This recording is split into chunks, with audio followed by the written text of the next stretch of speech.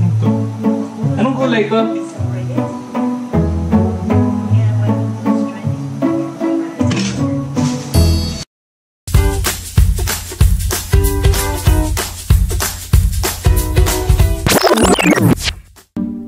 Years na lumipas mula nung una kong niluto itong putay na ito. At nagustuhan ni Mrs. at naisipan niyang ipaluto na naman sa akin. So, tara, samahan niyo ako, manood kayo habang niluluto ko ang pancit na ito.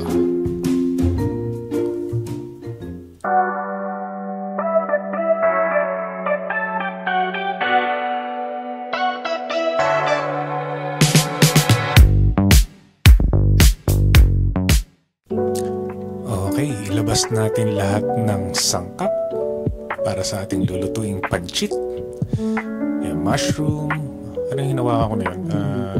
Pechay, zucchini, ito capsicum, tawag nila dito, pero bell pepper tawag sa atin sa Pilipinas. Kumuha rin ako ng 2 carrot. Ngayon damputin natin yung chopping board. At syempre yung kutsilyo. At syempre, mahalagang hugasan natin lahat ng ating gulay para malinis bago natin ito lutuin. Ayan, hugasan natin isa-isa. At yan. Naku, may takip pa ang kutsilyo. Ayan. So, iwain natin yung puwit ng pechay. Ay, bilis naman. So, yung zucchini, hiwain na natin. Ayan. Carrot naman. Ayan. Nanonood yung mga anak ko. Ayan, tinatanong nila kung ano daw yung lulutuin namin. Ito naman yung mga mushroom. Alam nyo, ang sarap hiwain na itong mga mushroom na ito kasi napakalambot. Ayan. Tapos nang kumain yung aking panganay na anak. Ayan, napakabait. Nilalagay sa lababo ang kanyang pinagkainan. Hello. Bye-bye. Ayan, kung napapansin nyo, sumisilip yung aking pangalawang anak. Dahil paborito niya yung broccoli. Sabi niya, I want to eat that, daddy.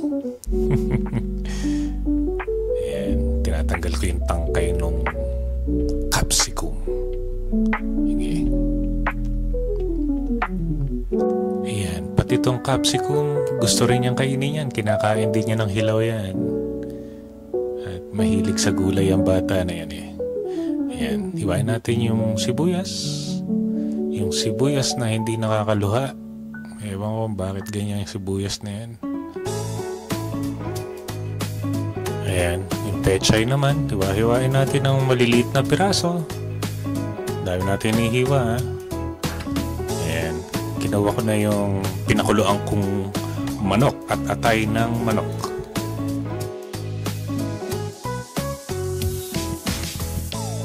At yun nga, kung nakikita nyo, napakadaling tanggalin ng karne sa buto. Napakalambot. Nakakatuwa. Ayan. Kunin natin yung atay. Iyon. At ito ang naipon na karne at atay ng manok. Simulan na natin gunting-guntingin para lumit.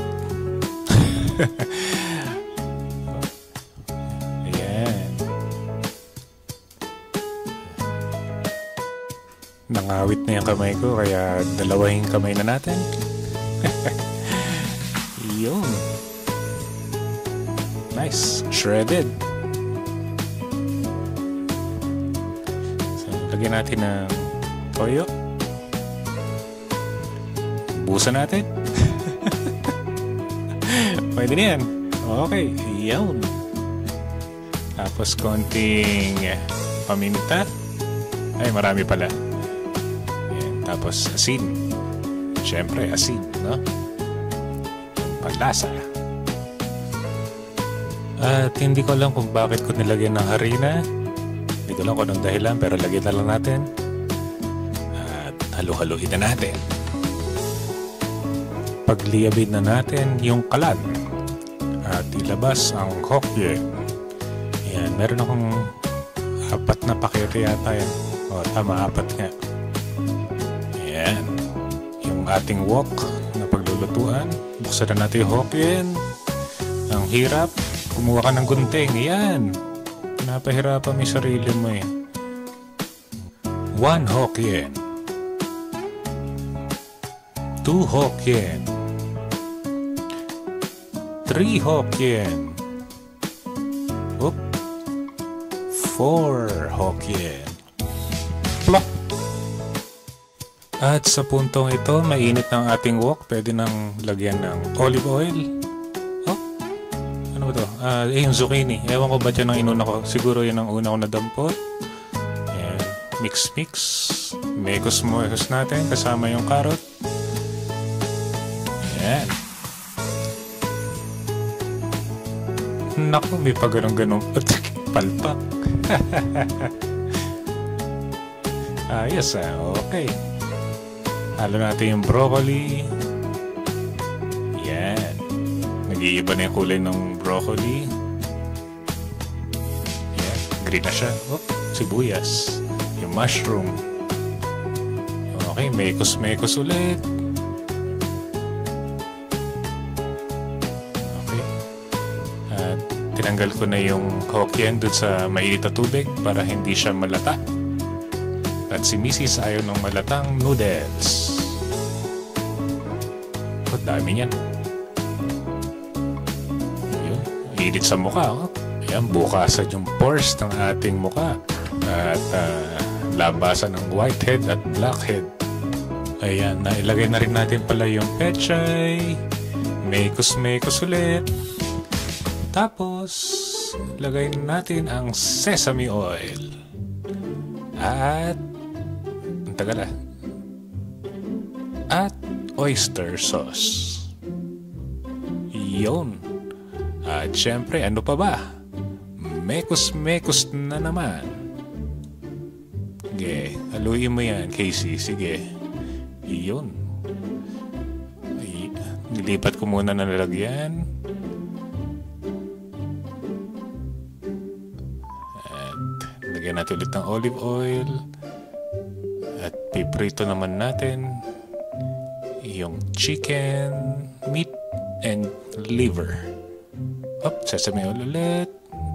Oyster sauce. At syempre, mekos. Bilis Halo natin. Oyster sauce na naman.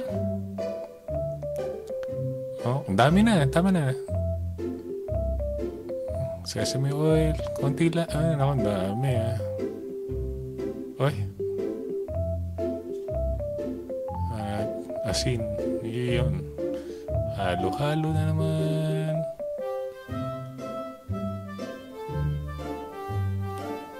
Okay. Olive oil ulit. Ubos ang isang boteng olive oil. Ayan. Stir fry natin yung Hokkien. Halo natin yung karne at gulay. Yun. Okay, tapos na. Pwede na natin pakain kay Mrs. Nagbibideo ka pala?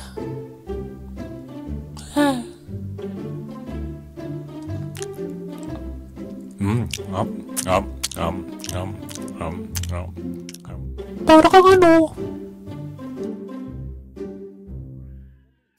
Ang sarap! Sino ba yan?